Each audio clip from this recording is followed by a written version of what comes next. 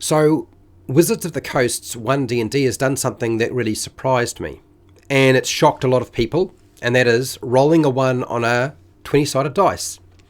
Now, rolling a 1 on a 20-sided dice is failure for an ability check, a skill check, an attack roll, and a saving throw. Because it only used to be an attack roll. Why only an attack roll? Tradition. Essentially, tradition. You could say it's about game balance, but Dungeons & Dragons doesn't have game balance.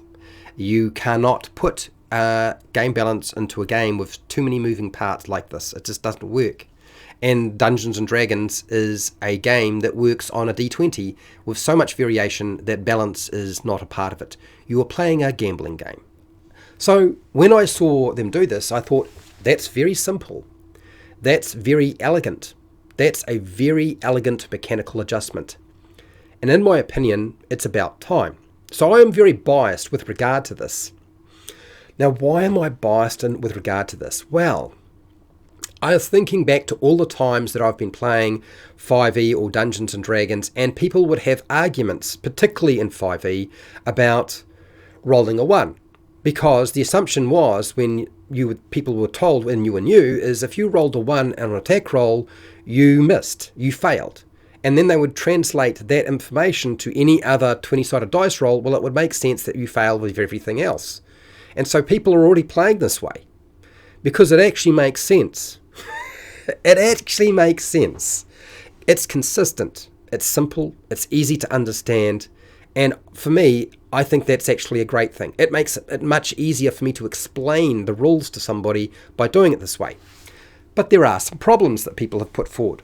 And that is, what about a player that has built their character with high numerical numbers so that they never fail? They can't possibly fail. Even if, under the current rules, they roll a 1, they can't fail at all. You know? So now they could fail under this new rule system, even though they have a 20 or a 25 in modifier and they're adding it to a 20-sided dice roll. They roll that 1 and they've got like a 5% chance that everything goes poof for them. Now you've got to understand that the player we're talking about that's building the character that does this is playing like Munchkin. That's power gaming. You can call it optimizing, but it's power gaming. It's the same thing. Power gaming, optimizing. I know people like to differentiate it. But really, it is a big nerve for them, the way they're playing. Is that actually bad? Is it in fact bad? Because there's a whole part of our community who looks for just holes and loopholes to get around things. And this has been one of them, is like, how do you make your number so good that you can't fail anything? But I would ask you this. If you have a character who is proficient with something and has a very high number in something, why is the Dungeon Master requiring a D20 test or a 20-sided dice roll for that particular character who has a very high skill in it? If they are that good at it, why are they required to make a dice roll?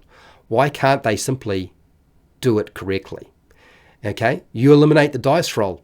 It's like many things. Like if you are so good at something, it makes sense that if you are highly skilled that you shouldn't have to make a dice roll. Whereas somebody who is unskilled and has no idea what they're doing and they're not very good at it, then they would have a pretty good chance of failing. So you make a dice roll for them. This is really about the Dungeon Master deciding there are times when it makes sense that they roll the dice and times when it makes sense that they don't roll the dice. Also too, rolling a 1 under the new system, this D20 test, rolling a 1 on a 20-sided dice roll is not a critical fumble. It doesn't mean that you will drop your weapon, throw it over the fence, or break it, or stab your allies. It's not a critical fail. It's just a failure. It's not a critical fail. So don't worry about that. Don't expect anything other than a house rule to turn this into a critical fail, because right now it's not a critical fail. So you don't need to worry about rolling a 1 on a 20-sided dice, in my opinion. I think this is more about the way that we adjudicate how we deal with that.